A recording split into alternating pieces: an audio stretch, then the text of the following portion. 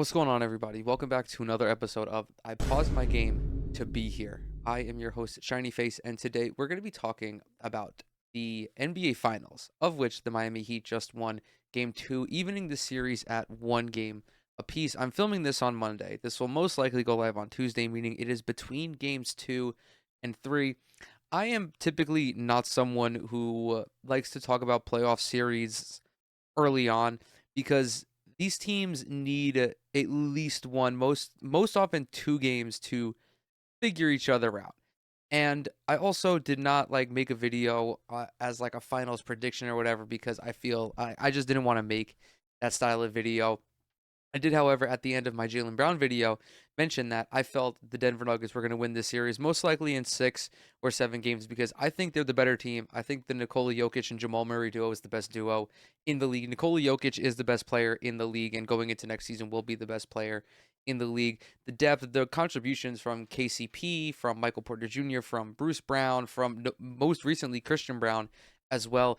I felt that they were just, a little bit better than Miami. However, I didn't I didn't count Miami out. I actually thought that like maybe I should pick Miami because this Miami Heat team is an elite team. They already knocked off Milwaukee and Boston. There is a world in which Miami can go ahead and win this NBA Finals. And we got a glimpse of that in game 2. So, of course, it's still probably fresh in everybody's memory. Miami won a oh my god, this game was a fucking grind fest. 111 to 108 with Jamal Murray missing the game tying three at the end of regulation. This game was all over the place. Miami started out way stronger than they did in game 1. Denver clawed back. Denver took a lead in the second half. Miami then crawled back and put themselves up at the end of the fourth quarter. Now, I especially didn't want to talk about anything after game 1 because game 1 was an anomalous performance from Miami. You had Caleb Martin and Max Strus shooting a combined 1 of 17. They shot 7% from the 3-point line. You also had Miami shoot just 2 free throws for the entire game. And despite the fact that they were playing 3-on-5 because of Max Strus and Caleb Martin, despite the fact that Jimmy Butler wasn't able to get to the line at his usual rate, they still only lost by 11. And it was still a low scoring affair, 104 to 93. I felt no reason for anybody to panic, especially because Eric Spoelstra is, again, like arguably the best coach in the NBA, one of the best micromanagers, one of the best adjusters that the NBA has today.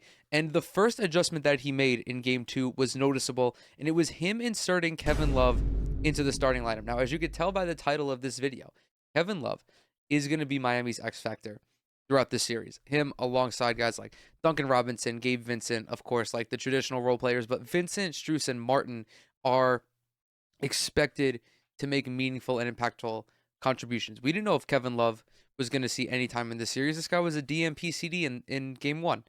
Duncan Robinson, we didn't know what his place in the rotation was going to be. We didn't know if he was actually like going to see time because yeah, he's an elite shooter but an absolute turnstile on defense. I will get to Duncan Robinson in a second, but starting Kevin Love allows Miami to match up more naturally against Denver. I am not going to sit here and pretend like I am an expert on, the Denver Nuggets. I'm not. I've watched a bunch of them throughout the year, but I never realized how big they are in their starting lineup between Jokic, who's 6'11, Jamal Murray, who's 6'4, KCP, who's 6'5, MPJ, who's like 6'10, and Aaron Gordon, who's like 6'7, 6'8. Especially even more so that Nikola Jokic is effectively their point guard, so they have great size all along the perimeter and at the center position. And that small lineup that Miami deployed in game 1 just didn't work. Aaron Gordon looked like Charles Barkley being defended by Caleb Martin and Max Strus. So how do you counter that? You implement more size at the beginning of the game. And Kevin Love was the answer for that. So putting Kevin Love at the 4 allows him to play either Michael Porter Jr. or Aaron Gordon. More so Aaron Gordon because Gordon has been like the baseline runner. He's played more in the paint. Michael Porter Jr. is mainly on the perimeter. But that also takes Jimmy Butler, who's your best perimeter defender, and sticks him on Jamal Murray, which is the matchup on defense that Eric Spoelstra wants. You want Jimmy Butler to guard the best perimeter player on the other team because Bam's going to take care of Jokic. And listen, we'll get to that matchup in a little bit, but Kevin Love, albeit he's certainly not the best defender. I mean, he's an average defender at best. Gives them a little bit more size, a little bit more activity, just being able to be a little more bothersome to Aaron Gordon, and also any guy who's willing to step in and take a charge is good in my book. So shout out to Kevin Love. His minutes are going to be crucial. Now, just for a glimpse of how impactful Kevin Love was, he played just 22 minutes in this game, the majority of which in the first three quarters. He saw no time in the fourth quarter at all. He shot just 2 of 9 from the field and scored just 6 points. And yet he had the second highest plus minus on this team at plus 18. Had 10 rebounds, added 2 steals as well. There is an interesting dynamic that he adds to Miami's offense on top of that with his ability to outlet pass. There was one play where he outletted it to Bam Adebayo. I'm pretty sure it was Kevin Love, and they got Nikola Jokic for, I believe it was a clear path foul. And then just, again, being able to push the ball ahead, start semi-transition, play 2-on-2, play, 1-on-1, play 3-on-2, just get those easy looks that Miami so desperately needs is a dynamic that they lacked in game 1. And when you have a team who is as strapped for offense as Miami can be at times, those possessions add up. Now, I do also want to mention that Duncan Robinson should get a significant amount of praise as well. This dude had 10 points in the fourth quarter of this game and really put Miami ahead. When their offense was sputtering, he comes in, hits a 3, I believe hit a second 3 as well, and then comes in, puts the ball on the deck, and gets an and one on, I want to say, Michael Porter Jr. Duncan Robinson is, again, adding an extra dynamic to this offense. No longer just a spot-up shooter. You can play him in dribble handoffs. You can have him cut. You can have him play in space and just get some movement on offense. And you have Bam Adebayo, who's an incredibly talented center as a playmaker. Just like you can have him facilitate, and it's something that I don't think Denver was prepared for in game 2. I was not impressed with Denver's performance on defense in either game, really. I think that their victory in game 1 was more so about Miami's struggles on offense and their inability to hit open shots than it was Denver's defense, because Denver is an average defense in the playoffs. They've been an average defense all year. I was never sold on them defensively, especially with Murray at the guard spot and especially with Michael Porter Jr. and Nikola Jokic in the front court. Just not an over-the-top talented defensive team, but not horrific either, which is why they were as good as they were, because they're disciplined. They do have some size on the perimeter as well, which, plays well for them in isolation and in transition and stuff like that. But there were multiple instances throughout this game where Denver blew pick and roll coverage and they left Max Strus open for a 3, or they left Gabe Vincent open for a 3. And those kinds of lapses do not happen. You don't see Miami making those kinds of mistakes. I mean, the one I remember very clearly from Sunday night was when Kevin Love got caught watching Nikola Jokic and overplayed a little bit on the help, which freed up Aaron Gordon for an easy dunk. But that wasn't even necessarily a bad defensive play. It was just bad timing, really, because there's nothing wrong with over helping, but he just failed to get back into his... Kevin Love just failed to get back into his position. As far as Denver, I think that Denver is fine doing what they're doing. The one thing I want to see how Mike Malone adapts is, does he continue to allow Jokic to be a score-first center? Because it's very clear, and this is, really, this applies to really any team with a 2-star lineup. Miami's content to let Jokic score first. They don't want Jamal Murray to start cooking, because if Jamal Murray cooks you throughout the first 3 quarters, they can just spoon feed Jokic in the fourth, and next thing you know, these guys have combined for 60 points. I mean, they combined for 60 in this game, but it was a largely one-sided effort from Nikola Jokic, who had 41. But you don't want either of them really in a rhythm. And honestly, I would prefer, as Eric Spoelstra, to see Jokic as a scorer, because he is so dangerous as a passer. All of these guys who are non-point guards, like LeBron, Jokic, guys like that, they're so much deadlier when they're looking to pass because it's so easy for them to score. Like Jokic is shooting 60% throughout the playoffs. He gets buckets at will. So I think Miami will continue to more or less let Bam play him straight up. And I think it's a fine defensive strategy because, like, we're just going to go through the box score here. Denver's offense has been very good. Okay, they're averaging 106 points in these two games. Their offensive rating is 119. They're shooting 51% from the field.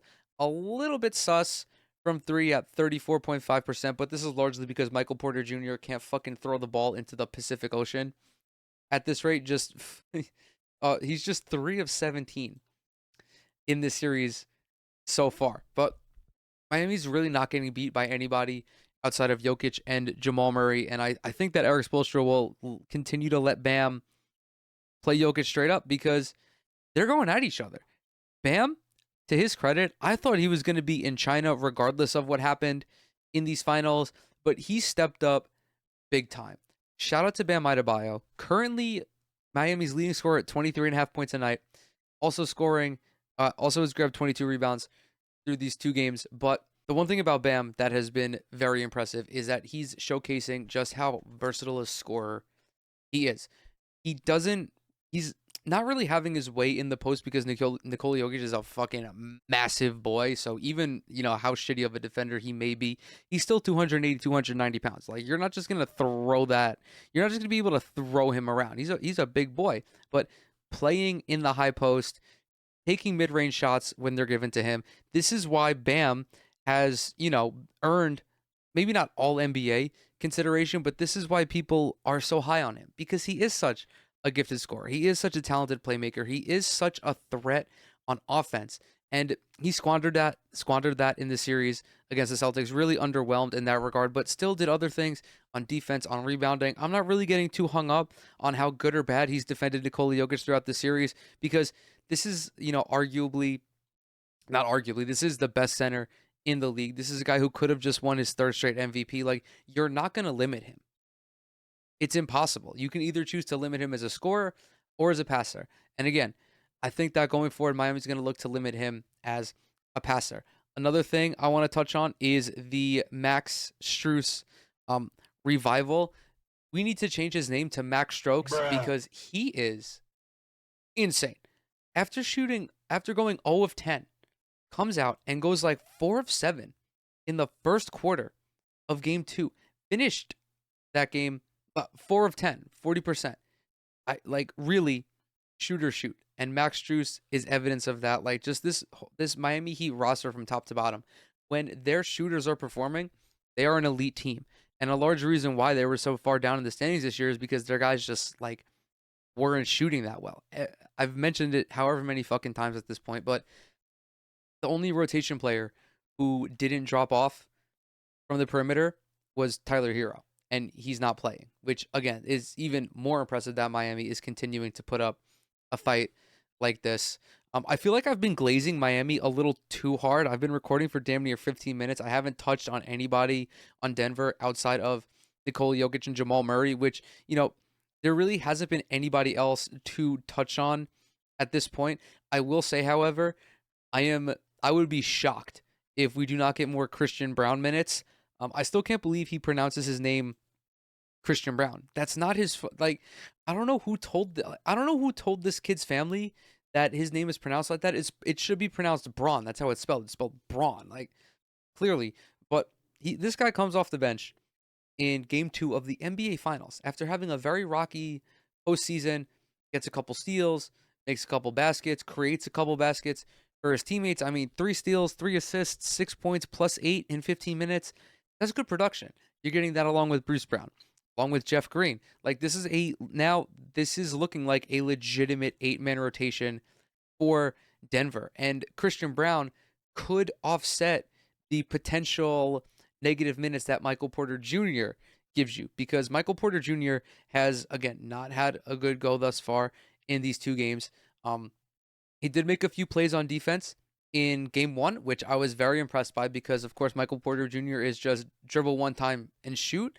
So he's contributing that way, but he's not a serious, like, candidate to do anything sustained on defense. Whereas Christian Brown could potentially bring that. So I am, you know, a neutral watcher in this. I feel like I'm rooting for Miami. I don't know. Not that I think Miami is the better story. I mean, objectively, I think they are the better story because, all the undrafted guys, Jimmy Butler, but like you have Nikola Jokic on Denver for the 44th overall pick. You have Jamal Murray, who has blossomed into an elite talent. You have great stories on both ends. I think I really just want to see Jimmy Butler win an NBA title because I think that his run is coming to a close. I mean, Jokic and Murray could potentially form a dynasty. They could have Jokic could very well have a LeBron style run where every year the Western Conference Finals runs through Denver, and every year these fucking teams get put away. I don't really foresee that, but I think they have the best shot. Um, but yeah, I'm not counting out either of these teams right now. It's still 2 games in. You have Michael Malone, you have Eric Spoelstra, two very, very talented coaches, two very smart coaches as well, two guys who know how to adjust.